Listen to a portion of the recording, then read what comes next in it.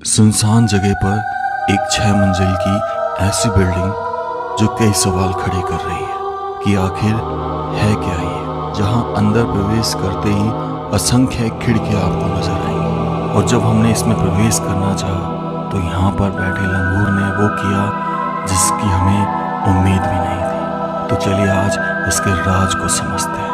ये बिल्डिंग बहुत भयावह लग रही थी। चलिए शुरू करते हैं शुरू से।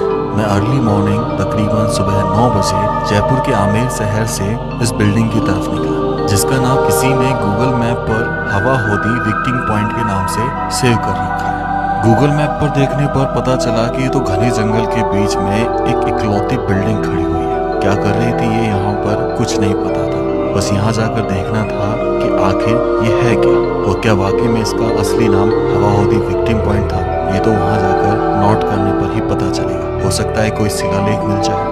काफी क्यूरियोसिटी इसके बारे में जानने की, आखिरकार ये है क्या। जिन रास्तों से मैं जा रहा था बहुत घना जंगल था, घाटी से नीचे उतर रहा था और रोड तो ऐसे थे कि रोड तो थे ही नहीं। और जैसे तैसे हम स्ट्रगल करते हुए इस पॉइंट तक पहुंच गए और असली कहानी अब शुरू होती है, एक खौफनाक कहानी।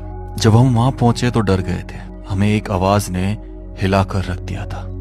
सच बताऊं तो डर तो लग रहा था, भूतों का डर नहीं, जानवरों का डर। क्योंकि जंगल के बीचों बीच जो थी वो तेंदुए और बाघों का अक्सर यहाँ पर आना जाना रहता है। राम राम सर सभी को। खम्मा गणिसा राजस्थान, मेरा देश मेरा भारत। दोस्तों, ये जंगल में जो बिल्डिंग खड़ी थी, इस इमारत को देखने के लिए मैं बहुत आतुर था। चारों तरफ जंगल था, फिर भी डर लगते हुए मैं इसकी तरफ चल पड़ा। कुछ लंगूर मुझे दूर से दिखाई दे रहे थे। डर इन्हीं का ही लग रहा था, लेकिन लंगूर मुझे देखकर जाने लगे थे। जैसे ही मैंने प्रवेश किया तो सीधे हाथ की तरफ एक खाली एरिया दिखाई दिया। चारों तरफ बनी हुई नाली, जो एक ड्रेनेज सिस्टम लगता था ऊपर से नीचे तक का। थोड़ा सा आगे बढ़ा मैं इसके प्रवेश द्वार की तरफ तो एक लंगूर वहाँ बैठा हुआ था। और जब हमने उसको थोड़ा भगाने की कोशिश की तो वो घुर्राने लगा। मैं काफी डर गया।